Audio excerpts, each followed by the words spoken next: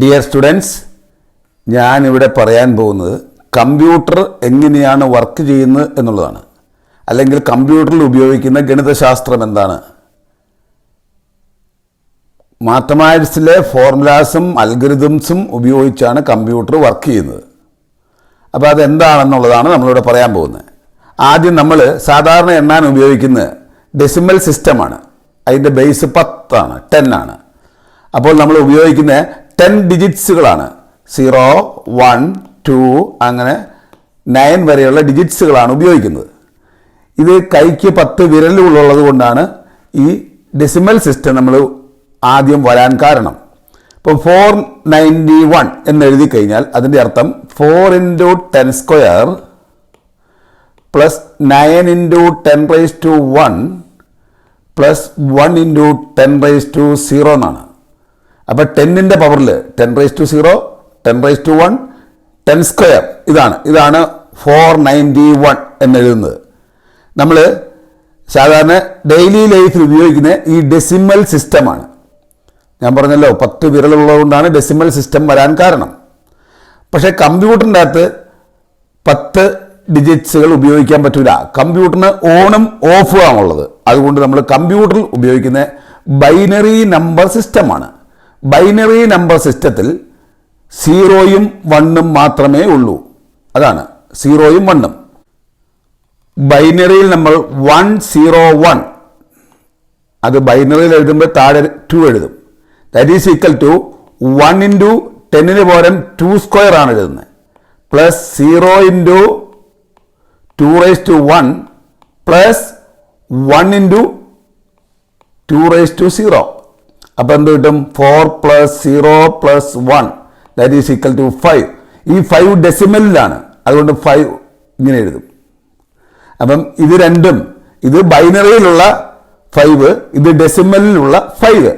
ഇതാണ് കമ്പ്യൂട്ടറിൽ 1ഉം 0സും ആണ് ഉള്ളതെന്ന് ഞാൻ പറഞ്ഞു. അപ്പോൾ നമ്മൾ കമ്പ്യൂട്ടറിൽ ഉപയോഗിക്കാനാണ് 1ഉം 0സും ഉപയോഗിക്കുന്നത്.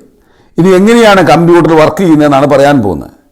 കമ്പ്യൂട്ടർ ഓണായിരിക്കുമ്പോൾ, ഒരു സ്വിച്ച് ഓണായിരിക്കുമ്പോൾ അല്ലെങ്കിൽ ഒരു ബൾബ് തെളിഞ്ഞിരിക്കുമ്പോൾ 1 ആയിട്ടും ബൾബ് ഓഫായിരിക്കുമ്പോൾ 0 ആയിട്ടുമാണ് കൗണ്ട് ചെയ്യുക. അങ്ങനെയാണെങ്കിൽ നമുക്ക് 4 ബൾബുകൾ ഉണ്ടെന്ന് വിചാരിക്കുക. 4 ബൾബും ഓഫ് ആണെങ്കിൽ അത് 0 എന്ന് കാണിക്കും. 4 ബൾബ് ആദ്യത്തെ റൈറ്റ് സൈഡിലെ ബൾബ് മാത്രം കത്തിക്കിടക്കുന്നുണ്ടെങ്കിൽ അത് 1 എന്നാണ് കാണിക്കുക. അത് ഈ ബൾബ് വലത് സൈഡ് രണ്ടാമത്തെ ബൾബ് കത്തിക്കിടക്കുകയാണെങ്കിൽ 2നെ റെപ്രസെന്റ് ചെയ്യും. ഈ 2 ബൾബ് കത്തിക്കിടക്കുകയാണെങ്കിൽ അത് 3യെ റെപ്രസെന്റ് ചെയ്യും. ഈ 2 ബൾബും കത്തിക്കിടക്കുകയാണെങ്കിൽ അതെങ്ങനെയാ 3 എന്ന് പറയുന്നതെന്നുള്ളത് 1 × 2⁻1 പ്ലസ് 1 × 2⁻0 ആണ്. അപ്പോൾ 2 + 1 3. അങ്ങനെ അതാണ് നമ്മൾ ബൈനറിയിലേക്ക് വരുമ്പോൾ. ഇതിപ്പം എല്ലാ ബൾബും തെളിഞ്ഞു കിടക്കുന്നു. എല്ലാ ബൾബും തെളിഞ്ഞു കിടക്കുകയാണെങ്കിൽ 1. അപ്പം നമുക്ക് എഴുതുന്നത് 1 × 2³ പ്ലസ് 1 × 2 സ്ക്വയർ പ്ലസ് 1 × 2⁻1 പ്ലസ് 1 × 2⁻0. അപ്പോൾ എത്രയാ? 8 + 4 പ്ലസ് 2 പ്ലസ് 1 15. 15 ഡെസിമലിൽ എഴുതുമ്പോൾ അത് ബൈനറിയിൽ എഴുതുന്നത് 1111 ആണ്. 1111 ബൈനറിയിൽ എഴുതുന്നത് ഇങ്ങനെയാണ് എഴുതുക. അപ്പം 4 ബൾബ് ഉപയോഗിച്ച് നമുക്ക് എത്ര കോമ്പിനേഷൻ എഴുതാം? 16 കോമ്പിനേഷൻസ് ഉണ്ടാക്കാം 4 ബൾബ് കൊണ്ട്. 2⁻4 കോമ്പിനേഷൻസ് 2⁻4 കോമ്പിനേഷൻസ് 4 ബൾബ് കൊണ്ട് ഉണ്ടാക്കാം. 4 ബൾബ് കൊണ്ട് 2⁻4 കോമ്പിനേഷൻസ് ഉണ്ടാക്കാം. 2⁻4 എന്ന് പറഞ്ഞാൽ 16 എന്ന് പറഞ്ഞു കഴിഞ്ഞാൽ 0 മുതൽ 15 വരെയുള്ള ഡെസിമൽ സംഖ്യകൾ സൂചിപ്പിക്കാൻ ഉപയോഗിക്കുന്നതാണ്. അതിൻ്റെ ബൈനറി ഡിജിറ്റുകളാണ് ഈ കാണിക്കുന്നതെല്ലാം. ഇതെല്ലാം അതിൻ്റെ ബൈനറി ഡിജിറ്റുകളാണ്. ഇപ്പം ഈ 3 ബൾബും കത്തിക്കിടക്കുന്നു, ഒരു ബൾബ് കത്തുന്നില്ല, വലതേ വശത്തെ ബൾബ് കത്തുന്നില്ലെങ്കിൽ അത് 14 ആണ്. 14 ഡെസിമലിൽ പറയുമ്പോൾ 14ഉം ബൈനറിയിൽ പറയുമ്പോൾ അതിൻ്റെ ബൈനറി കോഡ് 1110 ആണ്. ഓക്കെ, ഇനി കമ്പ്യൂട്ടറുകളിൽ ഉപയോഗിക്കുന്നത് ബൾബുകളല്ല, ട്രാൻസിസ്റ്ററുകളാണ്. ഒരു ട്രാൻസിസ്റ്ററുകൾ, അതിനെയാണ് സ്വിച്ച് എന്ന് പറയുക. അതിന് ഒരു കപ്പാസിറ്റർ ഒന്നുകിൽ ചാർജ് ചെയ്തിട്ടുണ്ടാവും അല്ലെങ്കിൽ ഡിസ്ചാർജ് ചെയ്തിട്ടുണ്ടാവും. കപ്പാസിറ്റർ ചാർജ് ചെയ്തിട്ടുണ്ടെങ്കിൽ അത് 1ഉം, കപ്പാസിറ്റർ ഡിസ്ചാർജ് ചെയ്തിട്ടുണ്ടെങ്കിൽ ചാർജ് ചെയ്തിട്ടുണ്ടെങ്കിൽ 1ഉം, ഡിസ്ചാർജ് ചെയ്തിട്ടുണ്ടെങ്കിൽ 0ഉം ആയിരിക്കും. അപ്പം ഒരു ട്രാൻസിസ്റ്ററും ഒരു കപ്പാസിറ്ററും കൂടെ കൂടിയതിനെയാണ് നമ്മൾ ഒരു ബിറ്റ് എന്ന് പറയുന്നത്. ഈ ട്രാൻസിസ്റ്ററുകളെല്ലാം വർക്ക് ചെയ്യുന്നത്, ട്രാൻസിസ്റ്ററുകളെല്ലാം ഇങ്ങനെ ലക്ഷക്കണക്കിന് ട്രാൻസിസ്റ്ററുകൾ കൂടിയതാണ് ഒരു കമ്പ്യൂട്ടർ. അപ്പോൾ ഈ ട്രാൻസിസ്റ്ററുകൾക്ക് ഉപയോഗിക്കാനായിട്ട് ഉപയോഗിക്കുന്ന സിലിക്കൺ ചിപ്പാണ്. ഈ സിലിക്കൺ ഒരു സെമി കണ്ടക്ടറാണ്. ഇതിൻ്റെ അകത്ത് വേഗത്തിൽ വൈദ്യുതി കടത്തിവിടാനും ആവശ്യമുള്ളപ്പോൾ തടയാനും ഈ സിലിക്കൺ ചിപ്പിന് സാധിക്കും. ഇത് വളരെ മൈക്രോസ്കോപ്പിക് വലിപ്പമുള്ളതാണ്. അതുകൊണ്ട് ഇതിന് വലിപ്പക്കുറവ് കൊണ്ടാണ് ഇതിന് ഹൈ സ്പീഡായിട്ട് ഉപയോഗിക്കാൻ സാധിക്കുന്നത്. അപ്പം ഈ silicon chip, also known as semiconductor chip or integrated circuit, is a small piece of silicon that contains electronic circuits. It serves as the foundations of most modern electronics. Is used in various applications such as computers, smartphone and communication devices. അപ്പോൾ ഈ silicon ചിപ്പുകളാണ് കമ്പ്യൂട്ടറിൻ്റെ ഉള്ളിലുള്ള ഹാർഡ്വെയർസിൽ ഉപയോഗിക്കുന്നത്. അത് on ആകുമ്പോൾ അതിൻ്റെ അകത്ത് ഒരു ട്രാൻസിസ്റ്ററും ഒരു കപ്പാസിറ്ററും കൂടെ കൂടിയിട്ടാണ്, ഒരു ട്രാൻസിസ്റ്ററും ഒരു കപ്പാസിറ്ററും കൂടെ കൂടിയിട്ടാണ് ഒരു ബിറ്റ്. കമ്പ്യൂട്ടറിൻ്റെ ഏറ്റവും പ്രൈമറി ആയിട്ടുള്ളത് ബിറ്റാണ്. അപ്പോൾ ഇനി നമ്മൾ ബൾബുകളല്ല, കപ്പാസിറ്റേഴ്സുകളാണ്. കപ്പാസിറ്ററുകളെല്ലാം ഡിസ്ചാർജ് ചെയ്തിരിക്കുമ്പോൾ 0ഉം എല്ലാ കപ്പാസിറ്ററും ചാർജ് ചെയ്തിരിക്കുമ്പോൾ 15ഉമാണ് സൂചിപ്പിക്കുക. ഇത് നമ്മൾ 4 കപ്പാസിറ്റർ അല്ലെങ്കിൽ 4 ട്രാൻസിസ്റ്ററുകൾ ഉപയോഗിച്ചിട്ടുള്ളതാണ് ഈ 16 കോമ്പിനേഷൻസ്. ഇതിന് പോലെ നമ്മൾ ഇപ്പം 8 ബൾബുകൾ ഉപയോഗിക്കുന്നത് വിചാരിക്കുക. അപ്പം 2⁸ കോമ്പിനേഷൻസ് ഉണ്ടാവും, 256 കോമ്പിനേഷൻസ് ഉണ്ടാവും. അല്ലെങ്കിൽ 8 കപ്പാസിറ്റർ, ഇതാണ് നമ്മൾ അതിൻ്റെ 256. ഇതെല്ലാം കെട്ടുകിടക്കുകയാണെങ്കിൽ 0ഉം എല്ലാം കത്തിക്കിടക്കുകയാണെങ്കിൽ 255ഉമാണ് കാണിക്കുന്നത്. അപ്പം 256 കോമ്പിനേഷൻസ് ഉണ്ടാവും. ഈ 256 കോമ്പിനേഷനും കൊണ്ട് നമുക്ക് എല്ലാ ക്യാപിറ്റൽ ലെറ്റേഴ്സിനെയും സ്മോൾ ലെറ്റേഴ്സിനെയും ആൽഫയും അതുപോലെ ന്യൂമറിക്കും സ്പെഷ്യൽ ക്യാരക്ടേഴ്സും എല്ലാം സൂചിപ്പിക്കാൻ സാധിക്കും. ഉദാഹരണത്തിന് നമ്മൾ ഇതാണ് അങ്ങനെ ഉപയോഗിക്കുന്ന കോഡുകളെയാണ് നമ്മൾ ആസ്കി കോഡ് എന്ന് ഉപയോഗിക്കുന്നത്. ഇതാണ് ആസ്കി കോഡ്. ഓരോത്തിൻ്റെയും ആസ്കി കോഡാണ്. ഉദാഹരണത്തിന് നമ്മൾ 65 എടുക്കുക. 65 എന്ന ആസ്കി കോഡ് അത് ക്യാപിറ്റൽ എ എന്ന് പറയുന്ന സിമ്പിളിനെ സൂചിപ്പിക്കും. അങ്ങനെ ഓരോ ആസ്കി കോഡിനും ഓരോ സിമ്പിൾസ് ഉണ്ടാകും. ഇപ്പം നമ്മൾ കമ്പ്യൂട്ടറിൻ്റെ ഒരു വേർഡ് ഫയൽ എടുത്തിട്ട് അതിനകത്ത് ആൾട്ട് പ്രസ് ചെയ്തുകൊണ്ട് 65 എന്ന് പ്രിന്റ് ചെയ്താൽ കമ്പ്യൂട്ടറിന്റെ മോണിറ്ററിൽ വരുന്ന ക്യാപിറ്റൽ എ ആയിരിക്കും. 66 ആണെങ്കിൽ ക്യാപിറ്റൽ ബി, 67 ആണെങ്കിൽ ക്യാപിറ്റൽ സി എന്നൊക്കെയാണ് വരിക. ഇനി ഇതാണ് ആസ്കി കോഡും അതിന്റെ ബൈനറിയും. ഇതാ 65 എന്ന ആസ്കി കോഡ് അത് എഴുതുന്നത് ഇങ്ങനെയാണ്, ബൈനറിയിൽ എഴുതുന്നത് ഇങ്ങനെയാണ്. അതിന്റെ ആൽഫ ന്യൂമറിക്ക് ക്യാപിറ്റൽ എ ആണ്. ഇതാണ് ആസ്കി കോഡും അതിന്റെ ബൈനറിയും. നമ്മൾ എ എന്ന ലെറ്ററിനെ സൂചിപ്പിക്കുന്നത് ആസ്കി കോഡ് 65 ആണ്. അതിന്റെ ബൈനറി ഇങ്ങനെയാണ്. ഈ കപ്പാസിറ്റർ ഡിസ്ചാർജ് ചെയ്തിരിക്കുന്നു, ഈ കപ്പാസിറ്റർ 1 ആണ്. അപ്പോൾ ഇതിന്റെ ഇത് 1 × 2⁶ ആണ്. ഇത് 0 × 2⁷ പ്ലസ് 1 × 2⁶ പ്ലസ് 0 × 2⁵ പ്ലസ് 1 × 2⁻⁴.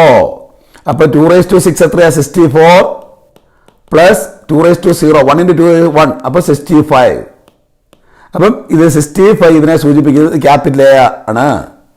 ഇതാണ് ക്യാപിറ്റൽ എ എന്ന് പറയുന്ന ലെറ്ററിന്റെ ആസ്കി കോഡ് 65 ആണ്. ഇങ്ങനെ 8 ബിറ്റുകൾ കൂടിയതാണ് നമ്മൾ ഒരു ബൈറ്റ് എന്ന് പറഞ്ഞു. ഇപ്പൊ സെഡിന്റെ ആസ്കി കോഡ് 90 ആണ്. ഈ സെഡ് സൂചിപ്പിക്കാനായിട്ട് നമ്മൾ ആസ്കി കോഡ് 90 അല്ലെങ്കിൽ അതിന്റെ ബൈനറി ഇങ്ങനെയാണ്. ഈ 8 ബിറ്റുകൾ കൂടിയതാണ് ഒരു ബൈറ്റ്. 8 ബിറ്റുകൾ കൂടിയതാണ് ഒരു ബൈറ്റ്.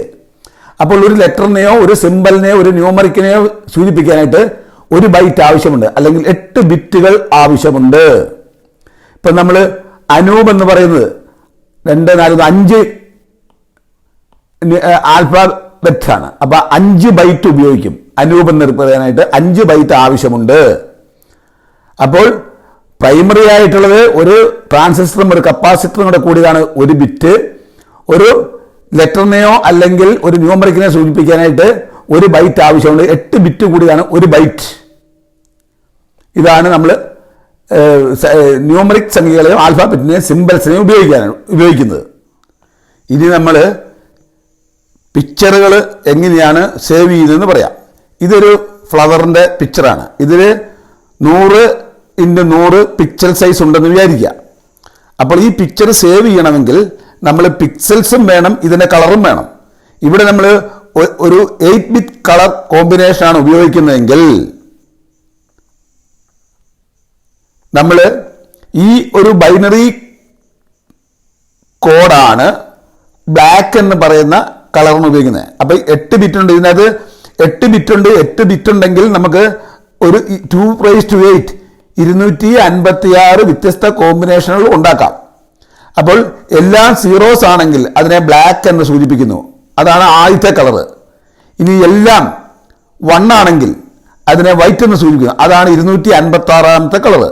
ഇങ്ങനത്തെ 256 കളറുകൾ കൂടി നമുക്ക് 8 ബിറ്റ് കളർ സിസ്റ്റം ഉണ്ടാക്കാൻ സാധിക്കും. ഇതാണ് ഇപ്പൊ നമ്മൾ ആസ്കി കോഡ് ഉപയോഗിച്ചുകൊണ്ടിരുന്നത്. പക്ഷേ ലേറ്റസ്റ്റ് ആയിട്ട് നമ്മൾ ഉപയോഗിക്കുന്നത് അപ്പം 100 പിക്സൽ സൈസ് 100x100 ഉണ്ടെങ്കിൽ 10,000 പിക്സൽസ് ഉണ്ടാവും. എന്ന് പറഞ്ഞാൽ 10,000 ബൈറ്റ് വേണം ഈ ഒരു ഫ്ലവർ സേവ് ചെയ്യാനായിട്ട്. ഇനി നമ്മൾ 24 ബിറ്റ് ട്രൂ കളർ ആണെങ്കിൽ റെഡിന് 8 ബിറ്റ് വേണം, ഗ്രീനിന് 8 ബിറ്റ് വേണം, ബ്ലൂവിനും 8 ബിറ്റ് വേണം. അപ്പോൾ 256 × 256 × 256 ദാറ്റ് മീൻസ് 16.7 മില്യൺ ബിറ്റുകൾ ഉപയോഗിക്കണം. അപ്പോൾ അത്രമാത്രം കപ്പാസിറ്റി വേണം എന്നുള്ളതാണ്. 16.7 മില്യൺസ് ബിറ്റുകളാണ് നമ്മൾ ഉപയോഗിക്കേണ്ടത്. നമ്മൾ പറഞ്ഞു ഒരു ബിറ്റ് എന്ന് പറഞ്ഞാൽ ഒരു ട്രാൻസിസ്റ്ററും ഒരു കപ്പാസിറ്ററുമാണ്. അങ്ങനെയാണെങ്കിൽ നമ്മൾ 4GB റാം എന്ന് പറയുന്നത് 4GB റാമിൻ്റെ അകത്ത് സാധാരണ എത്ര ബിറ്റുകൾ ഉണ്ടെന്ന് 4GB റാമിൻ്റെ അകത്ത് 3500 കോടി ബിറ്റുകൾ ഉണ്ടാവും. എന്ന് പറഞ്ഞാൽ 3500 കോടി ട്രാൻസിസ്റ്ററുകളും കപ്പാസിറ്ററുകളും ഉണ്ടാവും. 3500 പേര് ട്രാൻസിസ്റ്ററുകളും കപ്പാസിറ്ററും കൂടി ഉണ്ടാവും. അത് അത്രമാത്രമാണ് ഒരു 4GB റാം. സാധാരണ ഒരു 4GB റാം എന്ന് പറയുന്ന ഇതാണ്. ഇതിൻ്റെ അകത്ത് 3500 കോടി ട്രാൻസിസ്റ്റേഴ്സുകൾ ഉണ്ടാകും. ട്രാൻസിസ്റ്ററുകൾ സ്വിച്ചായിട്ട് വർക്ക് ചെയ്യും. അതിനകത്തുള്ള കപ്പാസിറ്ററുകളാണ് ബൾബായിട്ട് പ്രവർത്തിക്കുന്നത്. അപ്പം അത് നിങ്ങൾ അപ്പം ഇതാണ് ഒരു കമ്പ്യൂട്ടറിൻ്റെ ഹാർഡ്വെയറിലുള്ളത്. സീറോസും 1 കൊണ്ട് ഉപയോഗിച്ചുകൊണ്ടാണ് ഈ കമ്പ്യൂട്ടറിൽ നമ്മൾ ആൽഫ ന്യൂമറിക്കലും സ്പെഷ്യൽ ക്യാരക്ടേഴ്സും പിക്സൽസും എല്ലാം ഉപയോഗിക്കുന്നത്.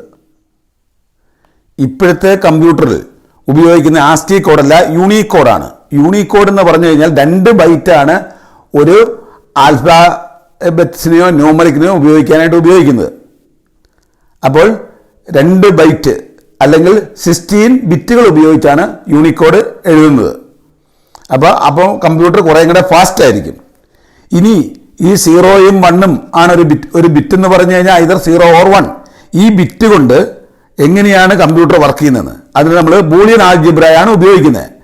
ബൂളിയൻ ആൾജിബ്രയിൽ true or false or 1 or 0. അതുകൂടാതെ ലോജിക്കൽ ഓപ്പറേഷൻസ് ഉണ്ടാകും, ഗേറ്റുകൾ ആൻഡ്, ഓർ, നോട്ട്. ഈ 3 ഗേറ്റുകൾ കൊണ്ടാണ് നമ്മൾ ഇതിൻ്റെ പ്രോഗ്രാമിംഗ് ലോജിക്കൽ സ്റ്റേറ്റ്മെന്റ് ഉണ്ടാക്കുന്നത്. അപ്പോൾ ഉദാഹരണത്തിന് and gate A and B read as A and B. A and B എന്ന് പറഞ്ഞാൽ answer is true only if both A and B are true ആണ്. എയും ബിയും ട്രൂ ആണെങ്കിൽ എ ഡോട്ട് ബി ട്രൂ ആയിരിക്കും. അതിലേതെങ്കിലും ഒന്ന് ഫാൾസ് ആണെങ്കിൽ A dot B A and B false ആയിരിക്കും. അങ്ങനെയാണ് വരിക. അപ്പോൾ ബൂളിയൻ ആൾജിബ്ര പ്രകാരമാണ്. പിന്നെ ഓർ ഗേറ്റ് ഉണ്ട്, നോട്ട് ഗേറ്റ് ഉണ്ട്. ഈ 3 ലോജിക്കൽ ഗേറ്റുകൾ കൊണ്ടാണ് നമ്മളെ കമ്പ്യൂട്ടറിന്റെ ലോജിക്സ് വർക്ക് ചെയ്യുന്നത്. അതിനെ നമ്മൾ ബൂളിയൻ ആൾജിബ്ര എന്ന് പറയും. ജോർജ് ബൂൾ എന്ന് പറയുന്ന മാത്തമാറ്റീഷ്യനാണ് ഇത് ഡെവലപ്പ് ചെയ്തത്. ഇനി ഈ ബൂളിയൻ ആൾജിബ്ര ഉപയോഗിച്ച് ഡിസ്ക്രീറ്റ് മാത്തമാറ്റിക്സ് ആണ് ഇതിനു വേണ്ടി എടുക്കുന്ന മാത്തമാറ്റിക്സിന്റെ ഗണിതശാസ്ത്ര ശാഖ. Discrete mathematics is the study of mathematical structures with a distinct separate values like integers or graphs, forming the foundations of computer science, logic, algorithms and data structure, focusing on countable elements like sets, logics, graph theory. ഇതാണ്. അപ്പോൾ നമ്മൾ ഈ Boolean algebra പ്രകാരം discrete mathematics ഉപയോഗിച്ചുകൊണ്ടാണ് ഈ കമ്പ്യൂട്ടറുകൾ work ചെയ്യുന്നത്. അപ്പോൾ ഇതിൻ്റെ എല്ലാം ഈ കമ്പ്യൂട്ടർ വർക്ക് ചെയ്യാനായിട്ട് ആദ്യമേ പഠിക്കുന്നത് ഡിസ്ക്രീറ്റ് മാത്തമാറ്റിക്സ് ആണ്. അതിൻ്റെ അകത്താണ് ലോജിക്സും അൽഗരിതംസും വർക്ക് ചെയ്യുന്നത്. Discrete mathematics is the logics, sets, graphs, combinatorics power may real world system from computer science, algorithm, database, data structure like trees, binary codes, cryptography, error checking in barcodes, ഇതെല്ലാം നമ്മൾ discrete mathematics ഉപയോഗിച്ചാണ് check ചെയ്യുന്നത്. അപ്പോൾ നമ്മൾ പഠിക്കുന്ന computer എന്ന് പറഞ്ഞു കഴിഞ്ഞാൽ അതിൻ്റെ അകത്ത് 0s 1s പ്രൈമറി ആയിട്ടുള്ളത് ബിറ്റുകളാണ്. ആ 8 ബിറ്റുകൾ അല്ലെങ്കിൽ ഇപ്പോഴത്തെ മോഡേൺ കമ്പ്യൂട്ടറിൽ 16 ബിറ്റുകൾ കൂടി 2 ബൈറ്റുകൾ കൂടിയാണ് alpha numerics or special characters ഉണ്ടാക്കുന്നത്. അതുകൊണ്ട് ബൂളിയൻ ആൾജിബ്ര പ്രകാരം ആൻഡ്, ഓർ, നോട്ട് ഗേറ്റുകൾ കൊണ്ട് നമ്മൾ ആൾജിബ്രായിക് സ്ട്രക്ചറുകൾ എന്ന് വെച്ചാൽ ലോജിക്സ് ഉണ്ടാക്കും. ആ ലോജിക്സ് കൊണ്ട് ഡിസ്ക്രീറ്റ് മാത്തമാറ്റിക്സ് ഉപയോഗിച്ചുകൊണ്ടാണ്. അപ്പോൾ കമ്പ്യൂട്ടറിന്റെ ഫണ്ടമെന്റൽ ഉപയോഗിക്കുന്ന ഗണിതശാസ്ത്രം ഡിസ്ക്രീറ്റ് മാത്തമാറ്റിക്സ് ആണ്. അതുപയോഗിച്ചാണ് കമ്പ്യൂട്ടറിന്റെ അൽഗരിതംസ് എല്ലാം വർക്ക് ചെയ്യുന്നത്. അപ്പോൾ കുട്ടികൾ കമ്പ്യൂട്ടർ സയൻസ് പഠിക്കുക എന്ന് പറഞ്ഞു കഴിഞ്ഞാൽ ഫണ്ടമെന്റൽ ആയിട്ട് പഠിക്കേണ്ടത് ഡിസ്ക്രീറ്റ് മാത്തമാറ്റിക്സ് ആണ്. ഇനി ഡിസ്ക്രീറ്റ് മാത്തമാറ്റിക്സ് പഠിക്കുന്നില്ലെങ്കിൽ ബിടെക് കമ്പ്യൂട്ടർ സയൻസ് അല്ല, അല്ലെങ്കിൽ BSc കമ്പ്യൂട്ടർ സയൻസ് അല്ല, അതിന് നമ്മൾ ഡിപ്ലോമ ഇൻ കമ്പ്യൂട്ടർ സയൻസ് എന്നാണ്. അവിടെ നമ്മൾ ആപ്ലിക്കേഷൻസ് മാത്രമേ പഠിക്കുന്നുള്ളൂ. ആ കമ്പ്യൂട്ടറിന്റെ മാത്തമാറ്റിക്സ് പഠിക്കണ്ട, ഡിസ്ക്രീറ്റ് മാത്തമാറ്റിക്സ് വേണ്ട. അപ്പോൾ കമ്പ്യൂട്ടർ പഠിക്കണമെങ്കിൽ കുട്ടികൾ ഡിസ്ക്രീറ്റ് മാത്തമാറ്റിക്സ് മസ്റ്റായിട്ട് പഠിച്ചിരിക്കണം. ഗേറ്റ് പരീക്ഷ എഴുതുമ്പോൾ ഡിസ്ക്രീറ്റ് മാത്തമാറ്റിക്സ്, കമ്പ്യൂട്ടർ സയൻസിന്റെ ഗേറ്റിന് ഡിസ്ക്രീറ്റ് മാത്തമാറ്റിക്സിന് 8 മാർക്കിന്റെ ക്വസ്റ്റ്യൻസും ചോദിക്കും. Okay, thank you.